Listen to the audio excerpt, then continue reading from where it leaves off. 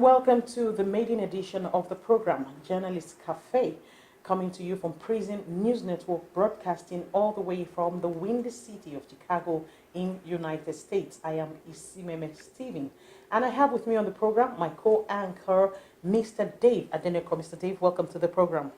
Hello, Easy. How are you doing today? I'm doing very well. How are you? I'm doing good. It's single digit in Chicago. It's I know. really chilly. They don't call it the windy city for nothing. It has that reputation. But you know what, Easy? I think I want to be here right now. I don't want to be part of that political brouhaha that is going on in Nigeria. Exactly. Talking about political brouhaha, there is an ongoing saga between the executive and the judiciary in Nigeria. And this was presented by the suspension of the Chief Justice of Nigeria, Chief Justice Walter Onnoghen, by the President Muhammadu Buhari on Friday, the 25th of January. Well, there has been an issue with the Chief Justice in terms of the fact that a case was brought against him of violation of the policies of the Code of Conduct Bureau for Public Officials when he was accused of receiving huge sums of amounts of money in foreign currencies and Nigerian currencies stocked in different accounts, and he did not declare it during the asset declaration as is expected for every public office holder in the country. Now, President Muhammadu Buhari, in an unprecedented move, suspended the Chief Justice of the Federation without any deference to the rule of law. A lot of people are saying this is against the tenets of the democracy, the very new and vulnerable democracy that we have in Nigeria that we are trying to nurture. And a lot of people are even saying that this could be politically motivated based on the fact that elections are just 2 weeks or 3 weeks away in the country. And the suspended Chief Justice was supposed to have convened an election tribunal the next day before he was suspended, and a new Chief Justice was sworn in by the President. Well, with all these ongoing, I just don't want to bore you with too many details about this case, but I want to give the stage now to Dave to explain more about what is going on in Nigeria. Dave, what do you understand with the issue between the judiciary and the executive? Do you think the president has gone beyond his reach when it comes to the kind of powers he has as the executive? Yeah, it is. Thank you. We all know that the independence of the judiciary is sacrosanct. And it is clear, it is clearly stated in the Constitution that the judiciary is independent.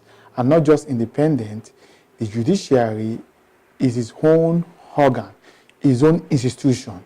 See, the judiciary, the executive arms of government, and the legislature, they are all co-stakeholder in the issue of government. Mm-hmm. Nobody, they are all equal stakeholder. Nobody is bigger than each other when it comes to the issue of governance. Mm-hmm. That is why the constitution of the country emphasizes the separation of power, complemented by check and balances. But the issue now, as it is that in Nigeria today, the way I'm looking at it based on the constitution, I think there is constitutional crisis. When I say there's a constitutional crisis, we are looking at it from the angle of the fact that the president go beyond his function or his power to suspend the Chief Justice of Nigeria. There are two schools of thought. One school of thought says that he has the power because the Chief Justice of Nigeria refused to declare his assets. He did not refuse. Let me just bring a little point of correction. He did not refuse. He said he claims that he forgot. Okay. You cannot forget. You cannot store those kinds of money in different accounts and just forget to declare them. It's not he. There is, as far as I'm concerned, I believe that there actually was a violation by the Chief Justice. But the question now is what the president did. Is it within the Constitution? Is it within his powers to just wake up one day and say, you know what, Chief Justice, you're out, and putting in somebody else there? That is the question that a lot of Nigerians need answers to. Thank you, Easy. That's the bone of contention. Whether you refuse, whether he did not refuse, whether he has forgot to declare his asset, that is not even the issue. The issue now is the constitutional crisis. Yes. What is the power of the president in respect of the removal or suspension of the Chief Justice of Federation? What does the Constitution say? What does the Constitution say, and what are the due process? So the due process, according to Section 292, if I may write, it says that for the Chief Justice of Nigeria to be removed from office, it has to go through the Judicial Service Council, meaning that the Judicial Service Council have to investigate if truly there's a violation, and once that is established, then they will now forward their report to the president. And even the president does not even have the power by himself to suspend or remove the Chief Justice of the Federation. He still has to forward it to the Senate. The Senate has the final say, the final verdict, and not just mere majority. Two-thirds majority of members of the Senate has to support such removal. But in this scenario, it does not happen. So if you want to look at it, there's an aberration. Okay. Now, I need to bring it to your notice that this issue has really ruffled a lot of feathers with the United States Embassy in Nigeria. I mean, this is unprecedented, issuing a statement. They issued a statement on Friday saying they are very, very uncomfortable with what is going on right now in Nigeria. And of course, the federal government responded and sent a clear warning to the US, the UK, and Europe to stay out of the politics of Nigeria. What do you think about that? Well, we all know that there's no way Nigeria can. There's no way the Western world can stay out of Nigerian politics, because if you look at United States of America, Britain, they have strong economic interest in Nigeria. They have their own interest that they have to protect in Nigeria. When we look at Shell, we look at Schlumberger, we look at Chevron. See, all these companies are situated in Nigeria. And not only that, Nigeria is also a member of the Commonwealth. So there is no way Nigeria as a country can live in isolation. There's no way you can say, you know what, to hell with you, Western world. It's not going to. If this is the path that this present Buhari administration want to take, it signal a lot of trouble for the country. Yeah. Speaking about trouble, Dave, what do you think the implication of the move by the president is? Not just for, I'm not talking about just the international world, I'm talking about Nigerians themselves. What do you think could happen if there's no reversal of the decision of the president to suspend the Chief Justice of Nigeria? What could be the implication? I'm talking about politically, because Nigeria, like we always say, is a very diverse country. Now, people are saying, listen, the person in charge of INEC, Fulani Hausa, now the Chief Justice, Fulani Hausa. A lot of times when elections come in and people have issues that they are not too happy about, is the tribunal they always go to say, okay, try and see how you can resolve this. Now, if somebody who people think is loyal to the president is now in charge, how will there be any justice on the part of the opposition seeking any kind of redress from the court? Well, like you said, there are two different school of thought out there. Yeah. Some people are saying that we have to fight corruption, and the only way we can fight corruption is by using naked power. Yeah. Is by whatever means forceful and just. And some people are saying, you know what, we still have to follow the due process. From what President Muhammadu Buhari did on Friday, this is what I'm seeing. What I'm seeing is that I'm seeing the constitution of Nigeria being suspended. I'm seeing a semblance of military rule. And if there's a constitutional crisis, if the president of the country is not following what the constitution says, then he's saying to hell, I'm sorry for using the word to hell with the constitution. But he had sworn oath. He swore an oath to uphold that constitution. Yeah, but he's saying to hell with the constitution, I'm still going to do what I'm going to do. And do not forget one thing about President Muhammadu Buhari. This is not being personal, it's in the public domain. Many times, the court of law have granted Dasuki, granted him bail. But Dasuki today is still in detention. President Muhammadu Buhari is known for flagrant disobedience of court rules and orders. Yeah. So he has that antecedent. Don't forget, even in 1984, what he did in 1984. Even though in 1984 we are under military rule, and we are being governed by decree and edicts. But even under military rule, the military will not suspend all the constitution. Mm-hmm. They just suspend some part of the constitution. Mm-hmm. But we've seen, journalists being put in jail. We've seen media house being invaded. We are seeing the same thing under President Muhammadu Buhari. About 2 weeks ago, they invaded the media house. Yeah. They ransacked, they vandalized their equipment. They incarcerated the editor and some newsmen for like few days before they were released. If you look at it, there is no justification for it. There is no justification for it. And to me, like I said, this is like aberration upon aberration. And I don't know, because right now, everything is still in the dark. We don't know what is going to happen right now. But a lot of people have been condemning his action. The opposition party have condemned his action. Yeah. The Western world also condemned his action. But let's see where this action that the president took on Friday, let's see where it's going to take Nigeria to. But like I said, what I'm seeing is not good for the country. Not good. Now, talking about the country, I don't know if you are also aware that I think it was in reaction to the suspension of the Chief Justice on Friday. Some members of the Niger Delta Militant, they blew up some oil pipeline in the country, which of course is the bane of the economic produce of that country.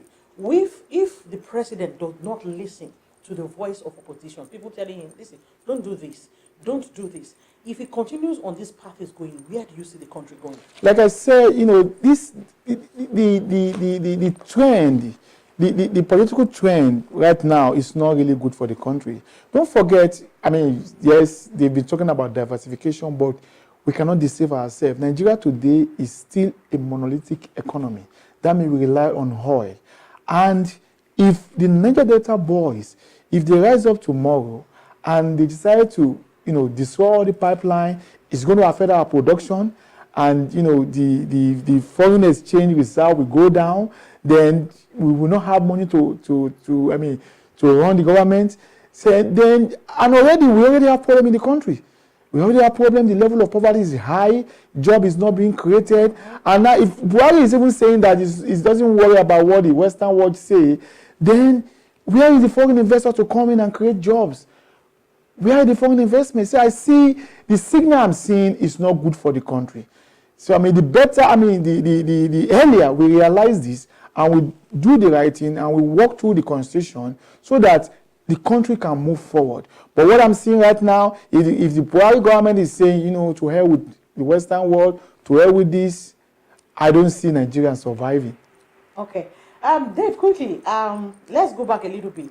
Some people are arguing that, listen, what Buhari has done in terms of the suspension of the Chief Justice is no different from what Jonathan did when Justice Salami was removed. What do you think? Do you think there's a similarity between these two cases? Well, whether we like it or not, we still have to give it to Jonathan. This is not trying to be sentimental or be like, I'm a protagonist of Jonathan, but based on what he has done. It's on record today that President Goodluck Jonathan handed over power to Muhammadu Buhari with no single drop of human blood. Yeah. He did. And whether we like it or not, he's a lover of democracy. This is a different scenario in the sense that during the government of Jonathan, Ayo Salami was not suspended by Jonathan. Ayo Salami was suspended by Nigerian Judicial Commission, National Judicial Commission. National Judicial Commission suspended Ayo Salami. Ayo Salami was heard, he was indicted, and the Nigerian Judicial Council, they constituted a committee to look into the issues, and about 4 issues were looked into. They were able to establish 2, and based on that 2 that were established against him, he was suspended by National Judicial Council. The difference is that under Jonathan, the due process was followed. But under this man, the due process was not followed. And not only that, see, last year, one of the appellate courts gave a judge, there was a judge that was actually suspended like that. And he went to court, and the court said they have to follow the due process. That the governor, whoever suspended the judge, has no right to suspend the judge, but they have to follow the due process. And another issue again I want us to look at here is the issue of jurisdiction. Does the CCT have jurisdiction to try the Chief Justice of Nigeria? Because everything in law is about jurisdiction. Yeah. See, if you try somebody and you don't have jurisdiction and you make a verdict, that verdict is going to be null and void because you don't have that jurisdiction to try that person. So the issue of jurisdiction is still in the court. Yeah. They have filed the issue in court that the CCT does not have the jurisdiction to even try the... Now in his statement, the president is claiming that the CCT ordered him to suspend the Chief Justice. Does the CCT have the right to order the president to suspend the highest of judicial officer in the country? Easy, this is just a moribund of democracy. This is a moribund of because if you look at that scenario, it's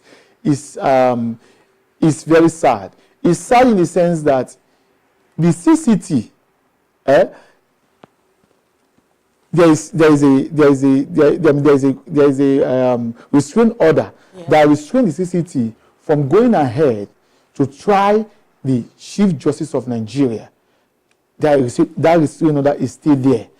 Then again, the CCT went ahead to issue order to the president for the Chief Justice of Nigeria to be suspended without fair hearing. There was no fair hearing. There was no legal representation. We did not even know who actually presented the case before CCT. Yeah. The name of the person that presented the case before CCT, they didn't show it. They didn't indicate that name. So who presented that case to CCT? Where was the Chief Justice of Nigeria? Does he have any legal representation at that point in time? Where is the fair hearing? See, when it comes to justice, there must be fair hearing. And don't forget, we all know that you are not guilty until you have been found, you have been convicted by the law court. And for you to be convicted by the law court, you must be given fair hearing. Part of that fair hearing is legal representation. To be able to cross-examine you, to be able to establish the fact that yes, a case of prima facie has been established, then you are guilty. So the president, going ahead to suspend the Chief Justice of Federation and immediately swearing in a new acting Chief Justice, and less than 24 hours, constituting the tribunal that will look into the election, there is a strong political undertone. And like I said, it's all moribund. Okay, you've been hearing from Dave, who has been trying to analyze what is going on in Nigeria as far as the election, the politics, and the environment right now before the 2019 election. We're going to take a quick break. When we come back, we'll look at other issues concerning the Nigerian 2019 election. We'll be right back.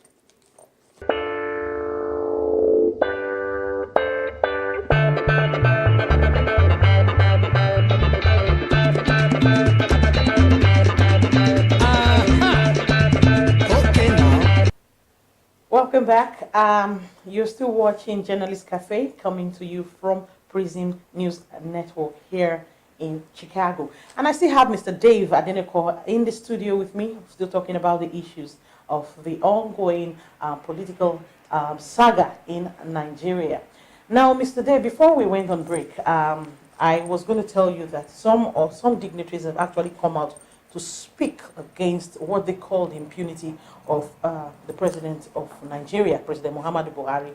And I think notably among them is the former president himself, Chief Olusegun Obasanjo, who has come out to say that what he's doing, what President Buhari has done, is against everything that stands for democracy. And we also have people like Tiwa Danjuma also coming out to speak against the move by the president. But however, we want to also hear from people, everyday people on the street who are also concerned. And let us hear from some Nigerians on what they think about the ongoing drama right now in Nigeria. Let's take a break and we'll be right back.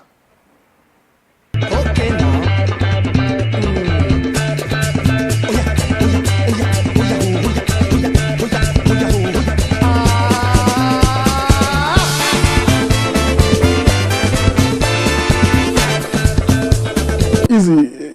I just laugh. You see, Fela sang one song. That guy is Arambamendao. He said, when go slow, cash you for your house. Only make ye. Nigeria is in a state of endemic pandemic situation. A state whereby you cannot say whether we will get out of the cholera we are in, like yellow fever. You know, yellow fever that Fela sang is of two types. The yellow fever of the government and the yellow fever, the real yellow fever. He said, if yellow fever catch you, you cannot be healed of it. But let's put that aside. You see, a country whereby institutions is being attacked is a country heading for war. The best of war is not fought on the battlefield. The best of war is before the war and after the war on the war table. And that is why Nigerians all encompass everywhere here, you must come out to actually fight against this judicial homicide. The incarceration of politics, of democracy, is what PMB, President Muhammadu Buhari, is because he acts with impunity. If he says he wants to fight corruption, there are so many corrupt people under his government that he is not attacking. Why is it that he is fast-tracking a perceived corrupt issue that he does not even have the statutory liberty to do? He is the president, he is the CJN. You cannot remove that person. You are co-equal according to democracy.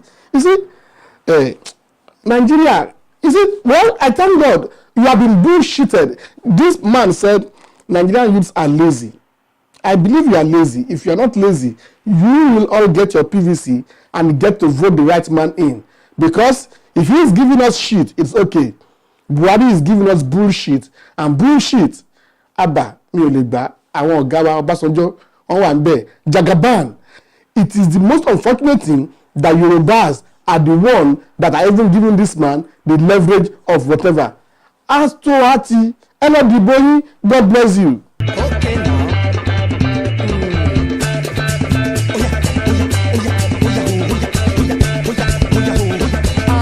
Those were some Nigerians speaking on the issue going on right now in the country. However, Dave, one of the things that a lot of people have, kind of accused this present APC government in Nigeria is the issue of impunity and hypocrisy. I give you an example. The governor of Kano State, Ganjuti, is one of, if I want to say the face of corruption, he should be the face of corruption in Nigeria, because this is a man that was recorded in his office, not at home, not somewhere, not in a hotel, in his office. The office, the state office, the office of the governor of a state in the Federal Republic of Nigeria, accepting what appears to be bribe from contractors and people who have been handed over contracts to do things for the state. It's there. It's on video. Videos don't tell lies. It's recorded. But we've not seen any kind of court case brought against this man to kind of try him for corruption. nothing seems to be happening when it comes to people who seem to be loyal to the APC government. And then in a case like that, you do not, when the president turns a blind eye to such cases and such situations, and then the next thing, you want to suspend the Chief Justice of the country, and you do it in a very fast-paced manner. You are not patient enough to follow the due process and say, okay, let's see that and watch how this happens. Let's see what the bodies that are responsible for actually handling situations and cases like this, let's see what they come up with. He's not waiting for that. He's just going in there and just trying to usurp, the process itself. What do you think? Can somebody legitimately say that this government is guilty of hypocrisy and impunity? Well, easy. I mean, if you look at some of the actions that President Muhammadu Buhari has taken, you won't have a choice but to agree with me that there is high level of hypocrisy. And I might want to call it again double standard. I mean, double standard. Okay, the other time, the Vice President Osinbajo was accusing the former government under GEJ, government Jonathan, of grand corruptions. That few weeks or some months to the election, they went into this to Central Bank and they took a lot of money to.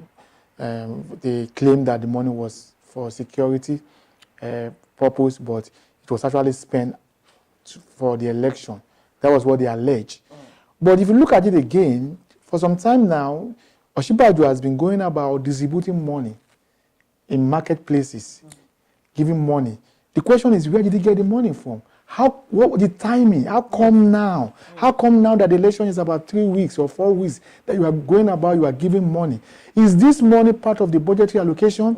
Who authorized this money? Where is the money coming from? So there are questions. Nigeria needs to ask questions. And now you have the audacity to accuse PDP of grand corruption when you yourself, you are doing similar thing. And you are giving money to traders.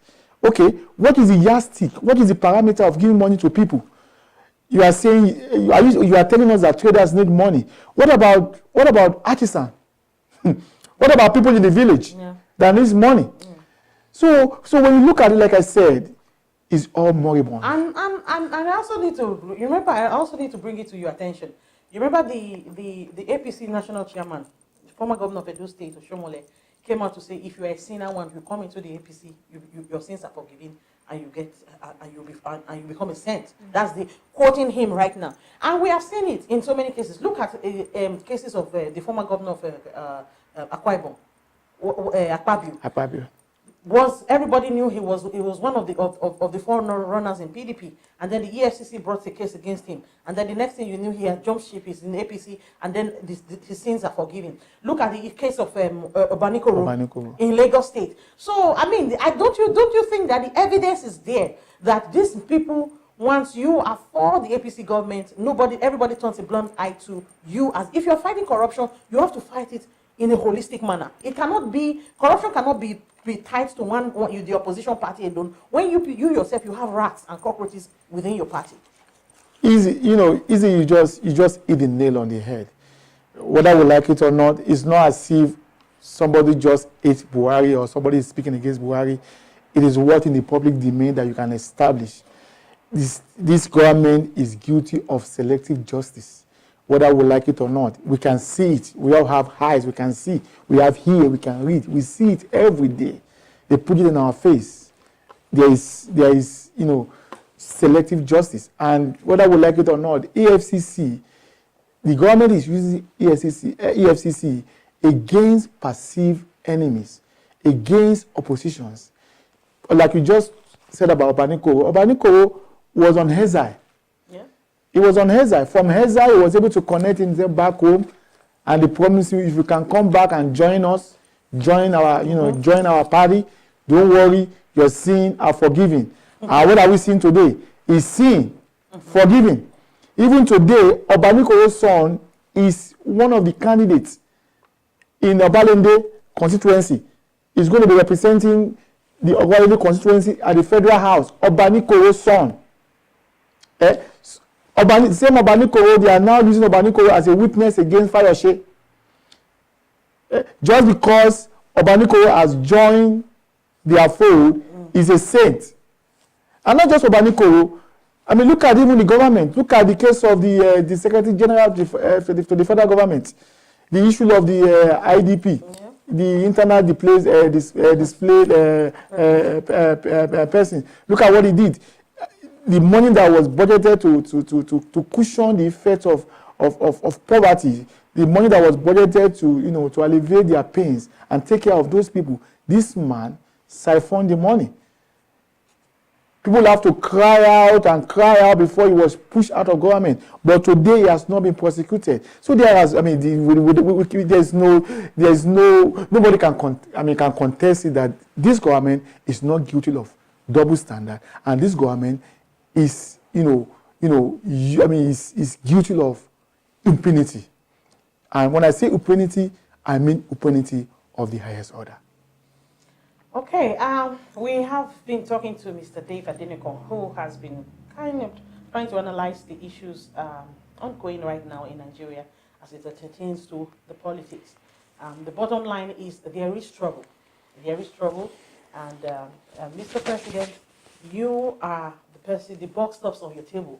Whatever happens in that country, you will have to take responsibility one way or the other. And you have sworn an oath to protect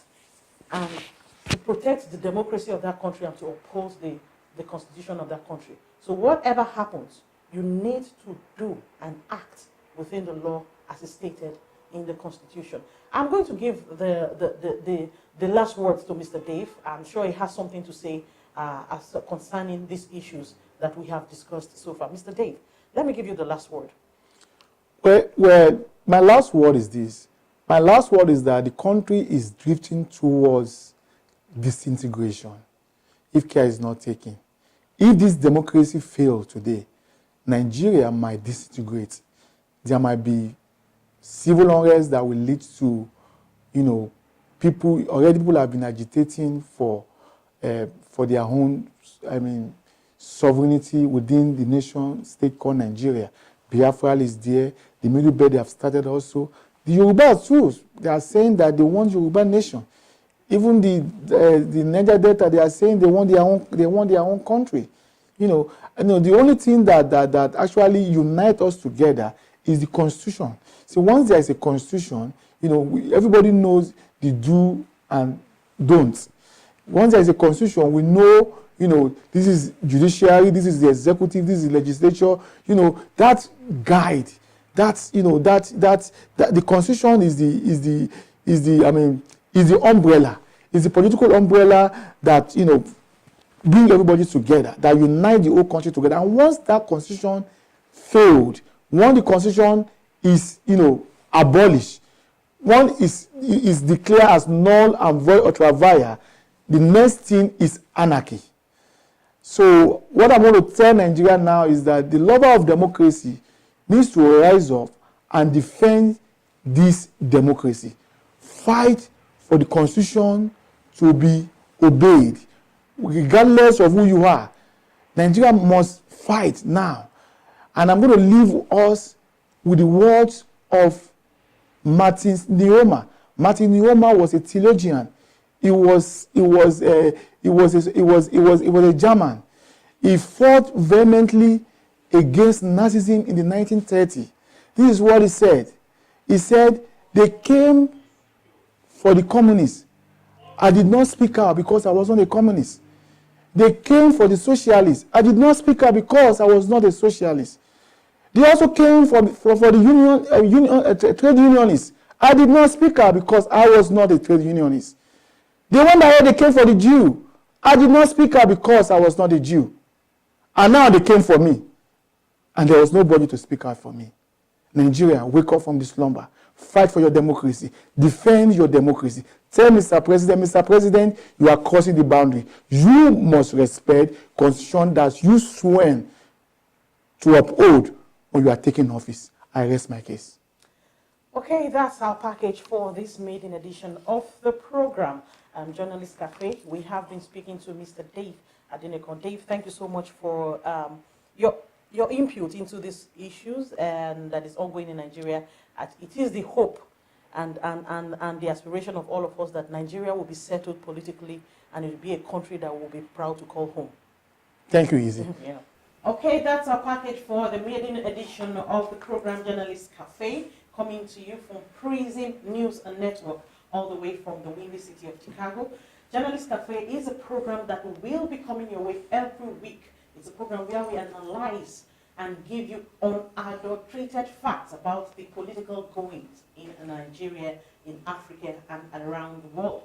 Join me every week with my co-anchor Dave Adenepo as we bring to you issues and tissues of things going on in Nigeria and in other parts of Africa. I am Ismail Stevie. See you next week.